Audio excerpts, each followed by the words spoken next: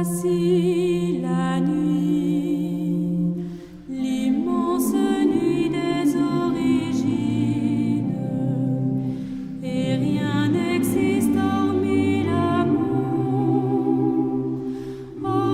l'amour qui se dessine. La paix soit avec vous. 15 mars, troisième dimanche du temps de Carême. Nous avons parcouru après les tentations au désert. Après la transfiguration, nous arrivons aujourd'hui à une scène très belle. La scène de ce dialogue intense et vif entre Jésus et une femme étrangère, la femme samaritaine, où, au niveau du puits appelé le puits de Jacob, en face du mont Garizim. Il y a 4 figures marquantes, 4 signes importants que nous pouvons relever en ce jour. D'abord, le signe de l'eau. Nous savons ce que l'eau est.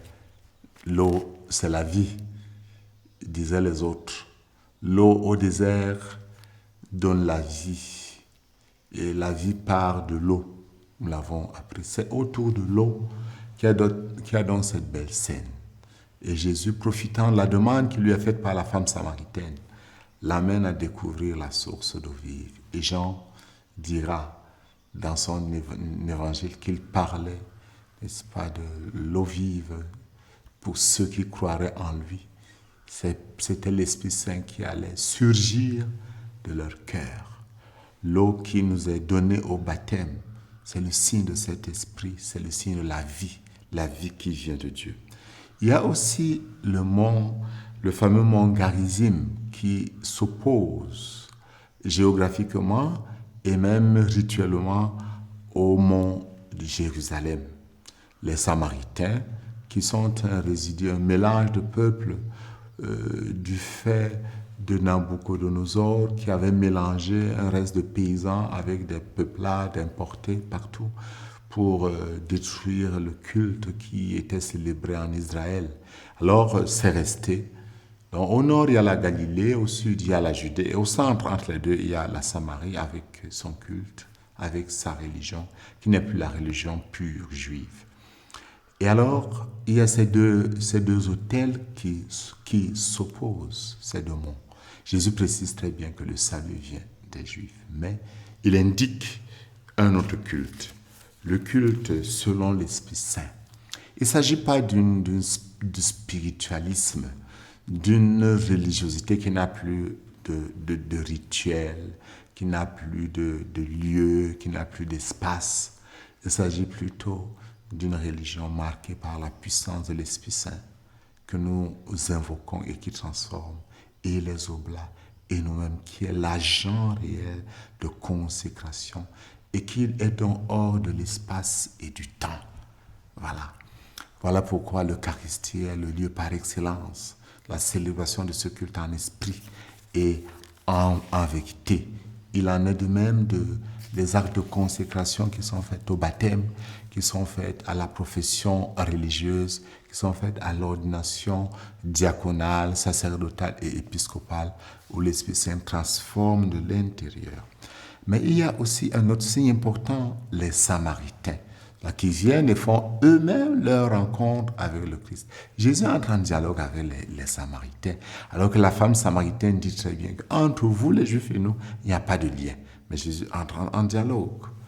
Déjà, le début de son mystère, c'était à la Décapole, le pays qui vivait dans les ténèbres, qui avait vu une lumière se lever. Jésus nous indique donc que les préjugés tribaux et racistes doivent sauter. L'Église ne doit jamais être une autoconservation des acquis, mais plutôt une ouverture. Le pape François nous indique un très bon chemin, l'Église en sortie. La missionnarité de l'Église n'est pas une conquête, mais plutôt une entrée en dialogue pour accueillir ce qui est beau dans chaque culture et transformer ce qu'on y trouve de pas bien afin de l'élever. Le Christ élève ce peuple des Samaritains qui, l'ayant rencontré, font chacun une expérience personnelle. Le dernier signe, pour moi, et le quatrième, c'est cette femme même, la femme samaritaine, qui est symbole de l'Église, qui n'avait pas soif du Christ, mais soif d'eau. Oui, chacun de nous, nous avons parfois soif de plein de choses, mais avec la rencontre de Jésus, transforme nos soifs. C'est la figure de l'Église, cette femme samaritaine, qui est pécheresse, mais qui est transformée parce que Jésus veut son Église belle, immaculée, sans tache ni ride. C'est la figure de ceux qui ont fait des expériences mais qui n'ont pas marché. Ici, qui sont même encore dans des expériences qui ne marchent pas.